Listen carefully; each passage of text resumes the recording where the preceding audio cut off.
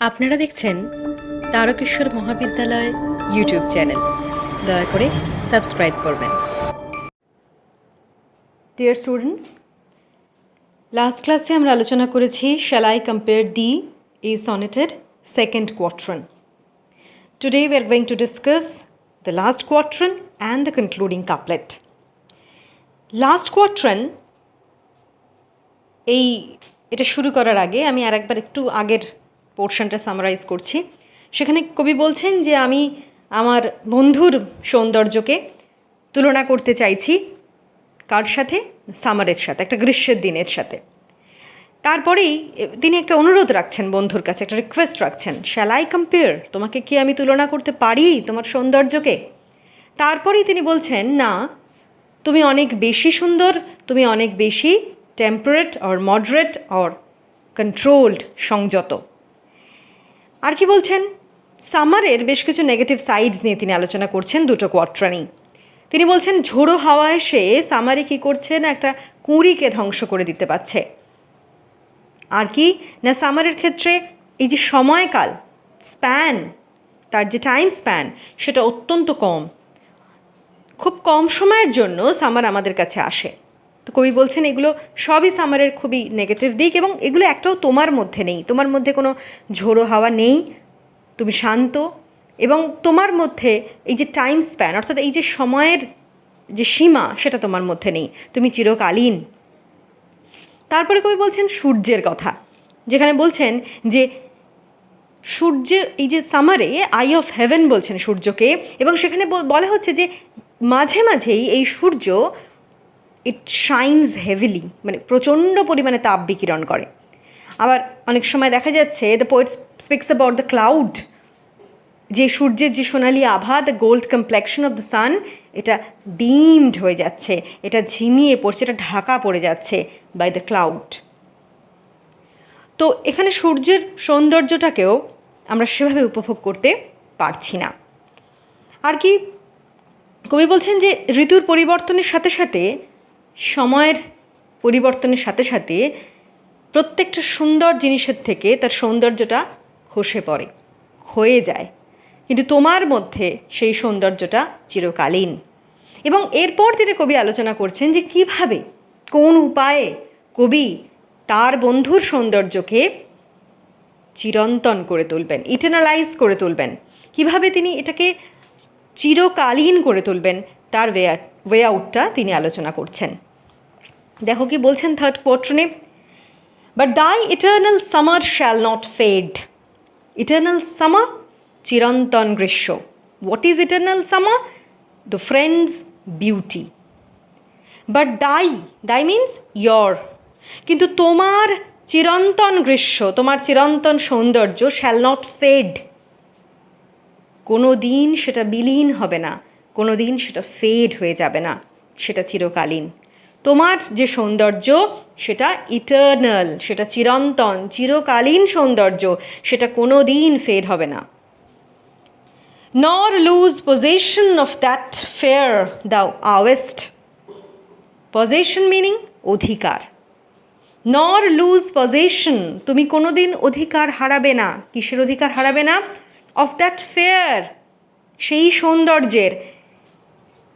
দাও owest, owest meaning that you have, own, যেটা তোমার নিজের, যেটা তুমি ওন করেছো, যেটা তোমার নিজস্ব, সেই সৌন্দর্য। এটা একটা ওল্ড ইংলিশ ফর্ম আওয়েস্ট, যেটা তোমার নিজস্ব, যেটা তোমার একান্ত নিজের, একান্ত ব্যক্তিগত, সেই সৌন্দর্যটা কিন্তু কোনো দিনই তার অধিকার তুমি হারাবে না। Nor lose possession of that fair thou owest, সেই সৌন্দর্য যেটা তোমার অধিকার, সেই সৌন্দর্য যেটা তোমার আছে, তার অধিকার তুমি কোনো দিন হারাবে না।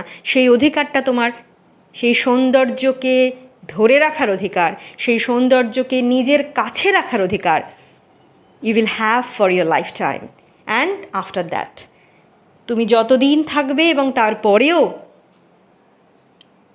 তোমার সৌন্দর্যকে তুমি ধরে রাখবে, সেই অধিকারটা তোমার চিরকালীন। your eternal right to grab your beauty, to hold your beauty, তোমার চিরন্তন এটা অধিকার তোমার সৌন্দর্যকে ধরে রাখার। তাহলে কি বলছে, but the eternal summer shall not fade, তোমার চিরন্তন গ্রীষ্ম অর্থাৎ তোমার সৌন্দর্য সেটা কোনো দিন ফেড হবে না, বিলীন হবে না। Nor lose position of that fair thou owest, যে সৌন্দর্য তোমার নিজস্ব সেই সৌন্দর্যের অধিকার তুমি কোনো দিন হারাবে না। নর শ্যাল ডেথ ব্র্যাগ দাও ওয়ান্ডারেস্ট ইন হিজ শেড, আর কি করতে পারবে না? ডেথ ব্র্যাগ, মৃত্যু, ব্র্যাগ কথার অর্থ দম্ভ। এই যে মৃত্যু, সে কোনো দিন তোমার ওপরে তার দম্ভ দেখাতে পারবে না। নর শ্যাল ডেথ ব্র্যাগ দাও ওয়ান্ডারেস্ট ইন হিজ শেড, মৃত্যু তার ছায়া দিয়ে কোনো দিন তোমার সৌন্দর্যকে কেড়ে নিতে পারবে না। ইন হিজ শেড অর্থাৎ মৃত্যু তার ছায়ার তলায় কোনো দিন তোমাকে আনতে পারবে না। ওয়ান্ডারেস্ট কথার মানে, এখানে ওয়ান্ডারেস্ট কথাটা ওল্ড ইংলিশ, ওয়ান্ডার থেকে এসেছে ওয়ান্ডারেস্ট।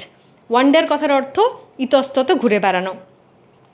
তাহলে কি বলছে, নর শ্যাল ডেথ ব্র্যাগ, মৃত্যু কোনো দিন দম্ভ দেখাতে পারবে না, মৃত্যু কোনো দিন থাবা বসাতে পারবে না।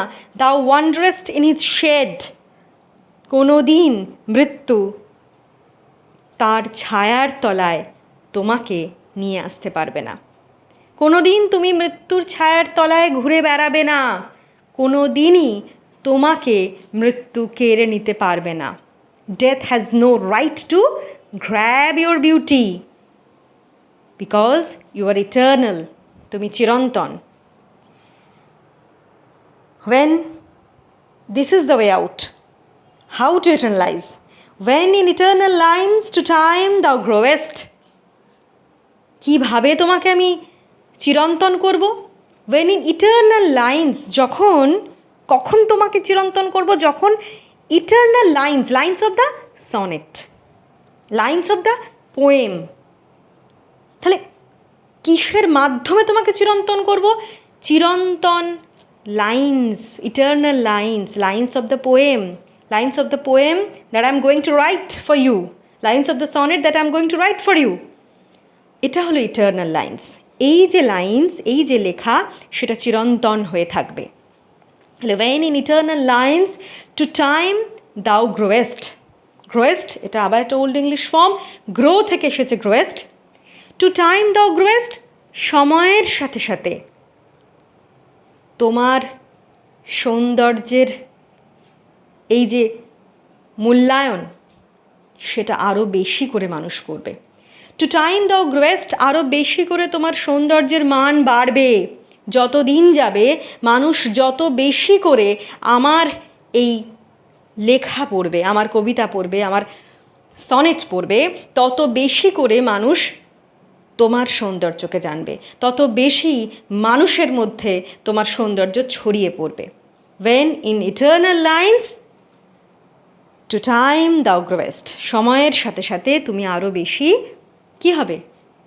ছড়িয়ে পড়বে, তোমার সৌন্দর্য মানুষের মধ্যে ছড়িয়ে পড়বে, তুমি আরও বেশি বেড়ে উঠবে। কিভাবে তোমার সৌন্দর্য বেড়ে উঠবে, কীভাবে তোমার সৌন্দর্য চারিদিক ছাপিয়ে যাবে?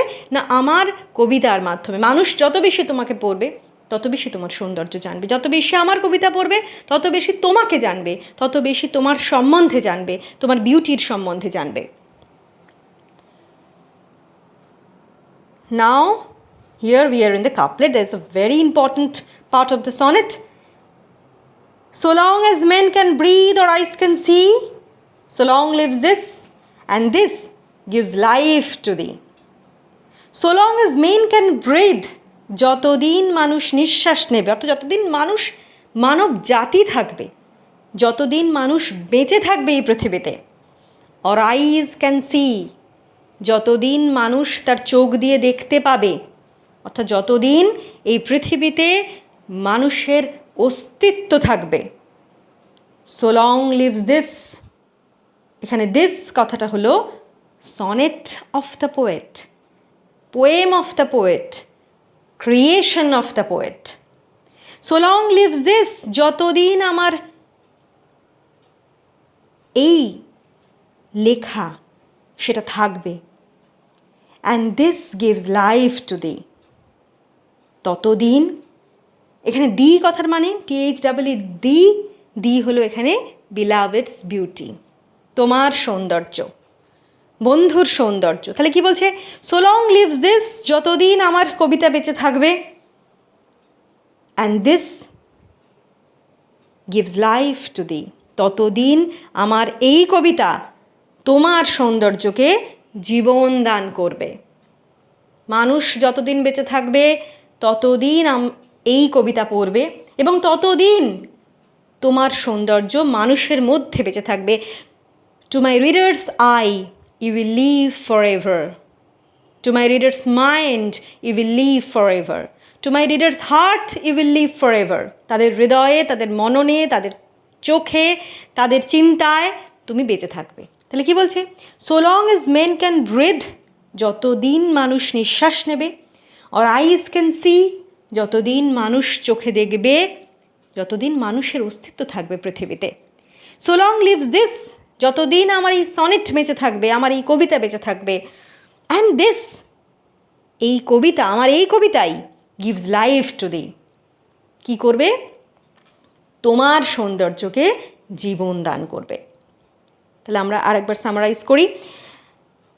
Third quatrain, but the eternal summer shall not fade, তোমার চিরন্তন সৌন্দর্য কোনো দিন বিলীন হবে না।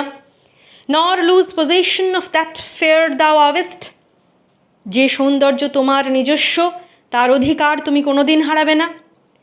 Not shall death brag the wanderest in his shade, মৃত্যু কোনো দিন তোমার ওপরে থাবা বসাতে পারবে না, মৃত্যু কোনো দিন তোমার ওপর দম্ভ প্রকাশ করতে পারবে না, অর্থাৎ মৃত্যু কোনো দিন তোমায় কেড়ে নিতে পারবে না, তোমার সৌন্দর্যকে কেড়ে নিতে পারবে না।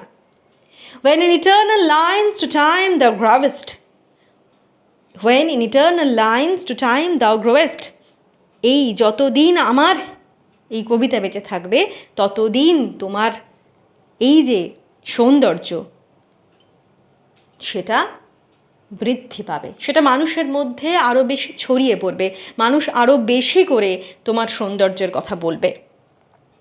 নাও the couplet, so long as man can breathe or eyes can see, যতদিন মানুষ নিঃশ্বাস নেবে, যতদিন মানুষ চোখে দেখতে পারবে, অর্থাৎ যতদিন মানব জাতির অস্তিত্ব থাকবে।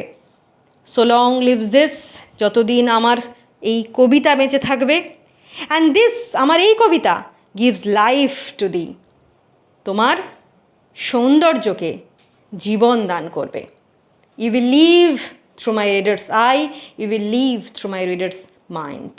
দেখো আজকে আমরা বহু যুগ পরে, শেক্সপিয়ার কবে লিখেছেন তারপরে আরও অনেক বছর পরে আমরা এটা পড়ছি এবং আমাদের পরের জেনারেশনস আরও অনেক বছর ধরে এটা পড়বে। তখনও কিন্তু তার যে বন্ধু, কবির যে বন্ধু, তার সৌন্দর্য নিয়ে আমরা যেমন আলোচনা করছি, আমাদের আগের জেনারেশন যেমন আলোচনা করেছেন, পরের জেনারেশনও কিন্তু সেরকমভাবে আলোচনা করবে।